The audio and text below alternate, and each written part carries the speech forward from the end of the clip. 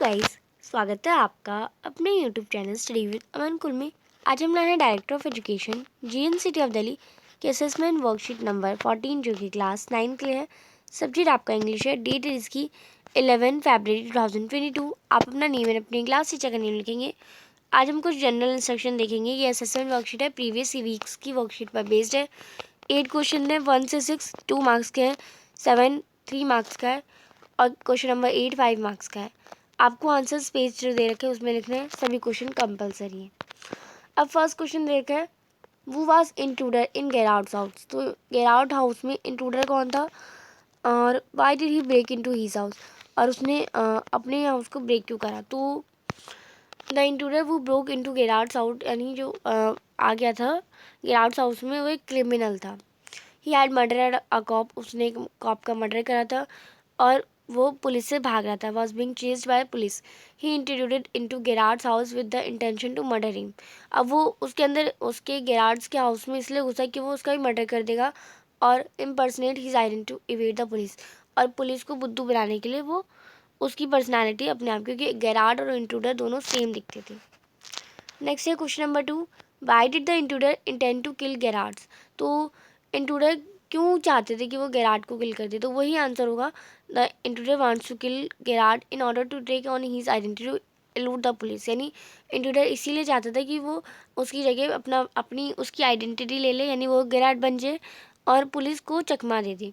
The intruder found that he someone looked alike Gerard, क्योंकि intruder ने देखा कि वो एकदम गेरार्ड की तरह दिखता है। Also, he had the idea that Gerard hardly meet by outsiders. All these clues inspired him to take on his identity so that he can disguise permanently as a Gerard. तो जितने भी ये clues थे तो वो identity show करते थे, तो वो एक परमानेंट गेरार्ड बन जाना चाहता था क्योंकि उसकी इज्जत थी। नेक्स्ट है question number 3, what sort of information did the intruder want from Gerard. तो कैसी इंफॉर्मेशन इंट्रूडर ने गेरार्ड से चाहता था। तो वो चाहता था, इंट्रूडर वांटेड पर्सनल डिटेल्स। वो पर्सनल डिटेल्स जैसे weather he levied alone, that what his Christian name was. तो जब वो अकेला रहता है तो क्या करता है, उसका क्रिश्चियन नेम क्या है, क्योंकि जब वो अगर पुलिस उससे पूछताछ भी करेगी, जब वो गेरार्ड की ले लेगा पर्सनालिटी, देन वो क्या क्या जवाब देगा। एंड वेदर पीपल विजिट, यानी कौन कौन लोग उनसे मिलने आते हैं। ये सारी जो इन्फॉर्मेशन जो कि नेसेसरी है एक्सक्यूजन की। Plan to dodge the police by killing Gerard, यानी पुलिस को चकमा देने की, गेरार्ड को मारने की, ये सारी उसने इन्फॉर्मेशन ली और अपनी उसकी आइडेंटिटी बनाना चाहता था। नेक्स्ट है क्वेश्चन नंबर 4, वो वर जॉन्सी एंड स्यू। तो जॉन्सी एंड स्यू कौन थे और वेयर डिड दे लीव, यानी वो कहाँ रहते थे। तो सू एंड जॉन्सी एक यंग आर्टिस्ट फ्रेंड्स थे जो कि स्ट्रगल करके अपना वर्ल्ड ऑफ आर्ट बनाना चाहते थे, इस्टेब्लिश करना चाहते थे। वो लोग दोनों ही स्मॉल फ्लैट में रहते थे, जिसका 3rd फ्लोर में बहुत पुराने हाउस में, और वो अपना प्लेस शेयर करते थे एक दूसरे से। नेक्स्ट है question number 5, how did Sue help Johnsy during her illness. Sue ने जॉन्सी की हेल्प कैसे करी जब वो बीमार थी। तो स्यू ने हेल्प करी लुकिंग ऑल आफ्टर नीड्स, यानी उसकी सारी ज़रूरत की चीज़ों को उसके टाइम पे देने की, और उसने उसे हॉट सूप भी दिया टाइम टू टाइम, और उसके साथ वो साइड में बैठती थी, बात करती थी, और वो डॉक्टर को बुलाया उसने, और नेबर बहरमन से भी हेल्प मांगी। अब 6 क्वेश्चन है, बहरमन कौन था और बहरमन हाउ डिड ही डाई, और वो मरा कैसे। तो बहरमन एक 16 ईयर्स ओल्ड आर्टिस्ट था जो कि जिसका एक ड्रीम था कि वो एक मास्टरपीस बनाए। उसने ही painting of an ivy leaf on his masterpiece which save the life of Johnsy.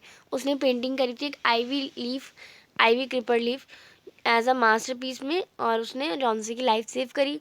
It was such a painting that it was not easy to make out whether the leaf was real or it was just a painting. और ये बहुत easy नहीं होता कि हम किसी भी painting को एकदम रियल शो कर दें। और फिर उन्हें बहुत बारिश हो रही थी और वो निमोनिया हो गया था उन्हें, और वो उससे मर गए। नेक्स्ट है क्वेश्चन नंबर 7, आपको कंजर्वेशंस को पढ़नी है और passage complete the passage. Ranveer, I am surprise to see you और इन दिल्ली। मैं सरप्राइज हो गया तुम्हें दिल्ली में देख के। वैन डिड यू कम, तुम कब आई। गौरव कहता है, I came yesterday, I have been offered a job here, यानी मैं तो यहाँ तो कल आया था, मुझे यहाँ पे एक ऑफ़र मिला है। रणवीर टोल्ड गौरव, तो रणवीर ने गौरव को क्या कहा, तो आप यहाँ से करेंगे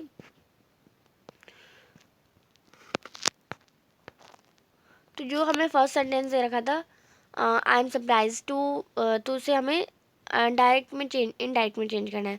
तो हम लिखेंगे रणवीर टोल्ड गौरव, यहाँ पे संजय टोल्ड मनोज है तो आप रणवीर टोल्ड गौरव कर लेंगे that he was surprise to see him here in Delhi and ask, फिर आस्क में उसने क्या पूछा कि तुम कब आए, तो क्यों आए, when he had come. Manoj replied, या आप इस लिखेंगे Gaurav replied that he had come here the previous day, that added hit he has been offered a job here. Next है क्वेश्चन नंबर 8।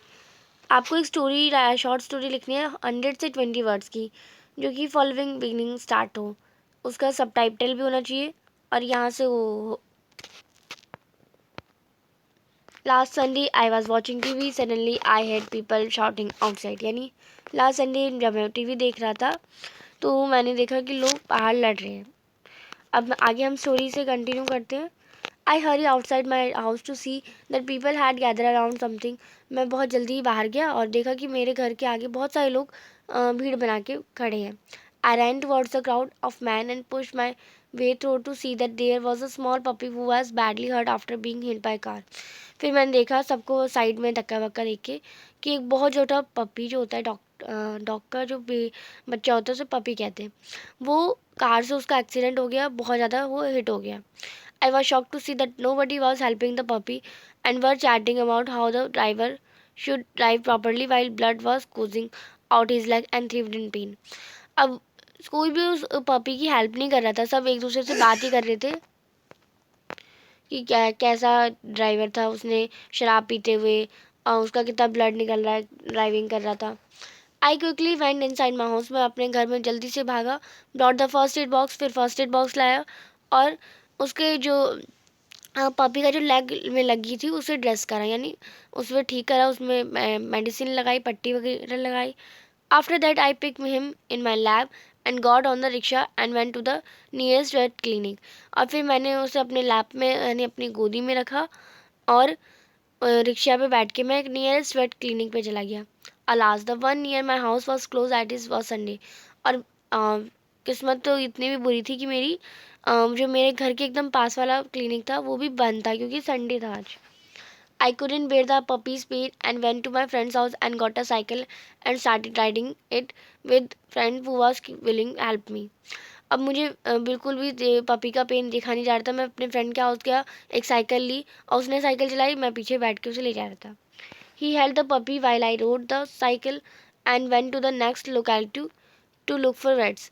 और फिर उसने पपी को होल्ड करा, मैं साइकिल चला रहा था और हम दूसरी सोसाइटी में चले गए। After skimming through about 6 localities we finally came across a vet clinic where we appointed the puppy. और बहुत सारी छः से भी ज़्यादा लोकेलिटीज़ और क्लिनिक को देखने के बाद, क्योंकि सब बंद थे, हमें फाइनली एक क्लिनिक मिल गया जो कि खुला था और वहाँ पे हमने पपी को अपॉइंट करा। डॉक्टर ने उसे चेक करा, उसे मेडिसिन दी, आल्सो बैनेज और उसके लेग को भी बैनेज करा और sad his fees would rupees 500, और हमसे कहा कि इसकी फ़ीस 500 रुपये लगेगी, पर मेरे पास तो कोई मनी नहीं थी। But as a blessing you may I'd call it another owner of a dog paid for the expenses. पर एक ब्लेसिंग थी कि किसी जो अनदर ओनर था जो डॉग का वो आ गया। आई couldn't stop और उसने पैसे दे दिए। मैं उनका थैंक्स नहीं कर मतलब पपी को ओन करने के लिए एक नया ओनर बन गया और उसने उसे ठीक करने के लिए पैसे भी दे दिए और मैं उनको थैंक यू भी मैं नहीं बोल पाया। And went back home happily and puppy, और मैं घर वापस आ गया खुशी खुशी पपी के साथ। As I reach my home my mother was furious of my little adventure which I got on to without caring to inform her, but what that was all right with my because that I had saved a life if not of a human but a dog.